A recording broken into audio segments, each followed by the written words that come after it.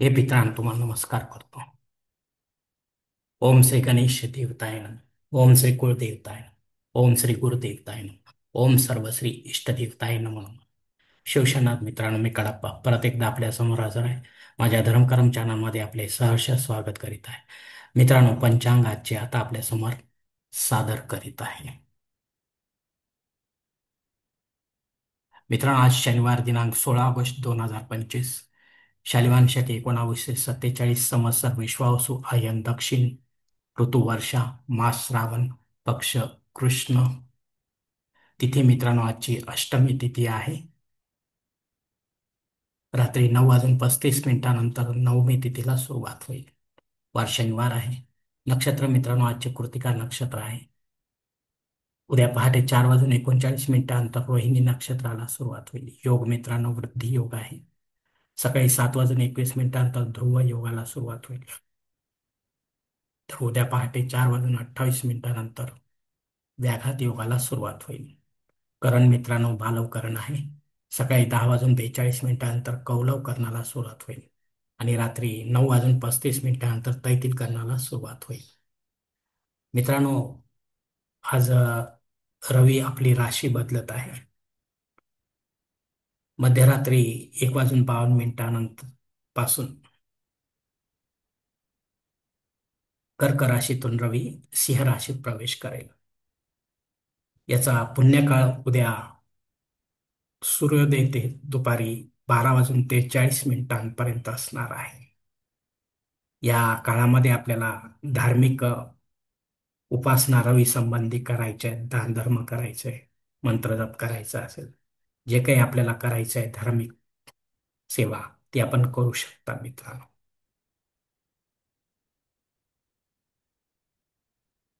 प्रमुख ग्रहांची राशी पहाटे 5:30 अशी असणार आहे.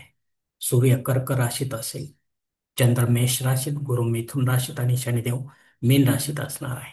मुंबई भागातील सूर्योदय असते याप्रमाणे आहे. सूर्योदय सकाळी 6:21 असेल, तर सूर्यास्त सायंकाळी 7:04 असणार आहे. मित्रांनो, या पंचांगाच्या आधारे आता आपण आजच्या पूजेसाठी लागणारा संकल्प सोडणार आहोत. तेव्हा आपण आपल्या उजव्या हाताच्या तळहातावर एक पळी पाणी, थोडे अक्षत, एक फुल वा फुलाची पाकळी घ्या आणि हा छोटासा संकल्प म्हणायला सुरुवात करा मित्रांनो. हरोम शिव शिव शंभोराज्ञा प्रवर्तमान सत ब्रह्मणो दिदे परार्थे श्वेतवराह कल्पे वैवस्वत मन्वंतरे कलियुगे प्रथम पादे जम्बूद्वीपे भरतवर्ष भरतखंडे मेरो दक्षिण दिग्भागे महाराष्ट्र देशे व्यावहारिक चांद्रमाने शालिवान शके 1947 प्रभवादी षष्टी संवत्सरामध्ये विश्वावसु नाम संवत्सरे दक्षिणायने वर्षा ऋतू श्रावण मासी कृष्ण पक्ष मंद वासरे कृतिका नक्षत्रे वृद्धी योगे बालव करणे अष्टमी शोभतीतो वीर गोत्रात उत्पन्न मी कडप्पा मोहपात दुरितक्षयद्वारा श्री पार्वती पती परमेश्वर प्रीत्यर्थ विधिवत पंचोपचार नित्य देवपूजा एवं इष्टलिंग पूजा करिष्ये. मित्रांनो, याच ठिकाणी हा संकल्प संपला आहे. तेव्हा आपण आपल्या उजव्या हाताच्या तळहातावर संकल्पाचे पाणी समोरच्या तामनात सोडून द्या मित्रांनो. मित्रांनो, या संकल्पाची वेळ मर्यादा सकाळी 7:21 आहे. यानंतर योग बदल ध्रुव असणार आहे. याची वेळ मर्यादा सकाळी 10:42 असेल.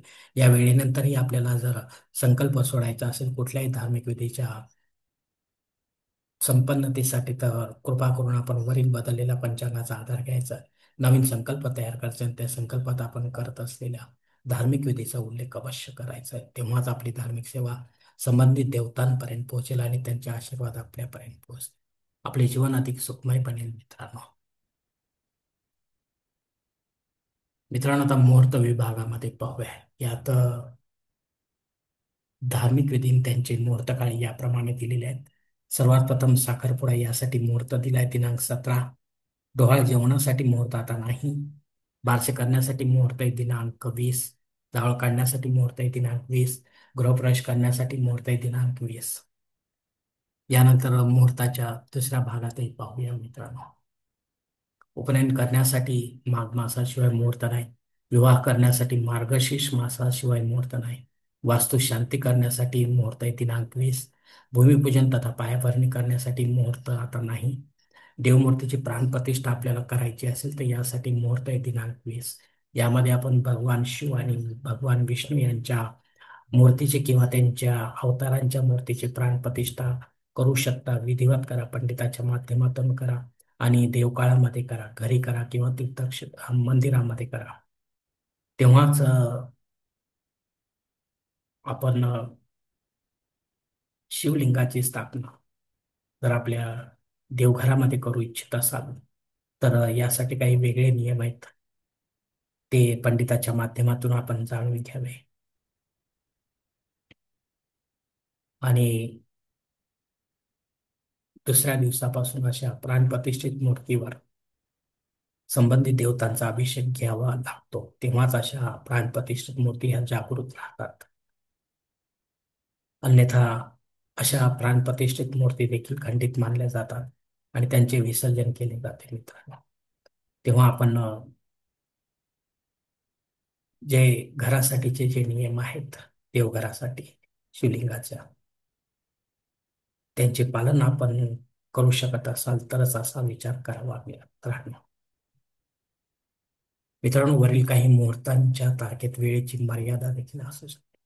कृपया ते जाणून घेण्यासाठी आपण मला कॉमेंट्स बॉक्समध्ये विचारावे किंवा योग्य पुरोहितास वा पंचांगधारकास संपर्क साधावा आणि मगच आपल्या जन्मकुंडलीच्या अनुसार आपल्यासाठी योग्य असा मुहूर्त निवडावा, जेणेकरून आपल्या मुहूर्तांमध्ये कोणत्याही प्रकारची बाधा उत्पन्न होणार नाही आणि मुहूर्ताचे पूर्णपणे फळ आपल्याला प्राप्त होईल. आणि असा मुहूर्त जर आपल्याला मिळत नसेल तर मग मात्र आपण स्वतःहून किंवा पंडिताच्या माध्यमातून नव्याने काही मुहूर्त निर्माण करण्याचा प्रयत्न करू नका. कारण मुळात तो मुहूर्त मुहूर्तच नसल्यामुळे त्याचा आपल्याला काही एक फारसा उपयोग होणार नाही मित्रांनो.